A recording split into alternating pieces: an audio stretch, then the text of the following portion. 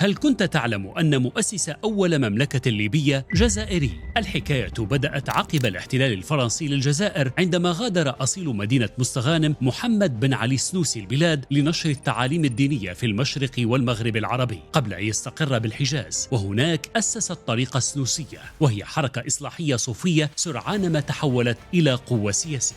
في عام 1843 وصل إلى برقة الليبية، حيث وجد مجتمعا مفككا بحاجة إلى قيادة، فأسس الزاوية البيضاء التي دعمتها القبائل الليبية وأصبحت مركزا للنشاط الديني والسياسي. لكن التحديات لم تتوقف، فعلى إثر الغزو الإيطالي لليبيا قاد عمر المختار أحد رجال السنوسية مقاومة شرسة، ورغم سقوط البلاد تحت الاحتلال ظلت السنوسية رمزا للنضال حتى تحقق الاستقلال عام 1951، وأصبحت ليبيا أول دولة مستقلة في شمال إفريقيا تحت حكم إدريس السنوسي. واجهت المملكة الليبية تحديات كبرى بين صراعات وانقسامات قبلية وضغوط خارجية، مما أدى إلى سقوط الحكم السنوسي وقيام الجماهيرية الليبية عام 1969. ورغم ذلك بقيت السنوسية قوة مؤثرة في هوية ليبيا، تربطها روابط ثقافية وروحية مع شمال إفريقيا.